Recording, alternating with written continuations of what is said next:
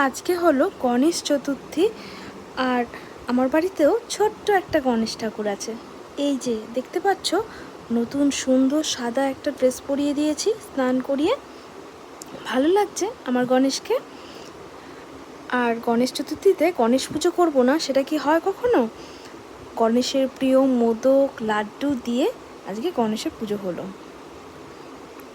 আর তারপরে তো দুপুরে লাঞ্চও কমপ্লিট করে নিয়েছি, একটু বেরোনোর আছে যেহেতু সামনেই পুজো।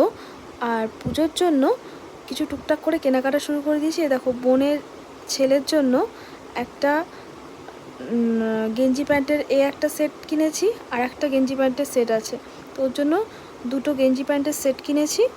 আর বোনের জন্য রয়েছে শাড়ি, আর বোনের বরকে টাকা দিয়ে দেবো। তো এই হলো মানে বোনের জন্য কেনাকাটা, পুজোর শপিং। তো সেগুলো আজকে দিতে যাব, একটু কাজে যাব আর কি। তো একবারে ভাবলাম পুজোর এই গিফটসগুলোও দিয়ে দিই। তো সেই মতো তোমাদের সাথে একটু শেয়ার করলাম। আর এই হচ্ছে বোনের শাড়িটা, যেটা আমি দিচ্ছি। ভালো লাগছে, ম্যাজেন্ডা কালারটা এখন খুব ট্রেন্ডিং, খুব ইন। তো এগুলো হচ্ছে টিস্যু সিল্ক। তো এটাই আর কি ওর জন্য নিয়েছি, এক কালারের মধ্যেই। আর তারপরে তো এই যে বোনের বাড়িতে চলে এসেছি। তো আসার পথে রাস্তায় হচ্ছে এই গণেশ ঠাকুরের দর্শন করলাম। আর এই হচ্ছে ভোগের খিচুড়ি আর আলুর দম, যেটা সবাইকে ডেকে ডেকে দিচ্ছে। আমরাও একটু প্রসাদ গ্রহণ করলাম। তারপরে একটা বাড়িতে ইনভাইট ছিল বোনদের বাড়ির পাশে, তো সেখানে বোন আমাকেও নিয়ে গিয়েছিল। তো এই হচ্ছে তাদের বাড়ির গণেশ ঠাকুর। কি মিষ্টি লাগছে না গণেশ ঠাকুরগুলোকে দেখতে, আমার তো বেশ লাগে।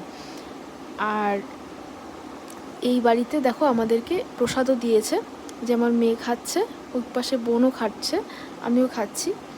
তো এই ছিল গণেশ চতুর্থীর সারা দিন, সকাল থেকে বিকেল। তোমরা কিভাবে গণেশ পুজোর দিনটা কাটালে আমায় বলো। তো এখন বাড়ি যাই, টাটা। আজকের মিনি ব্লগ ভালো লাগলে সাবস্ক্রাইব করে দিও, লাইক করো।